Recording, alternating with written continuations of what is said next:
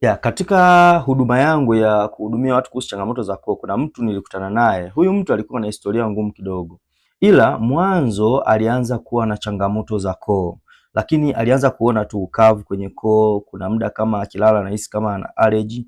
Sasa changamoto hizi alizipuuzia kwa muda mrefu sana, kama watu wengi wanavyofanya. Kwa hiyo alipuuzia kwa muda mrefu sana, mpaka baadaye ikafikia hatua ya akitaka kuongea sauti na kwaruza. Kuna muda sauti inaweza ikapotea kabisa, hata wiki moja au wiki mbili. Kwa hiyo baada ya kuonana na huyu mtu, alikuwa ipo kwenye hali mbaya sana, lakini tatizo lilianza kidogo kidogo. Kwa hiyo nikaanza kumpa ushauri mzuri, kwa nini alikuwa haponi, kwa nini anatakiwa asipuuzie dalili ndogo.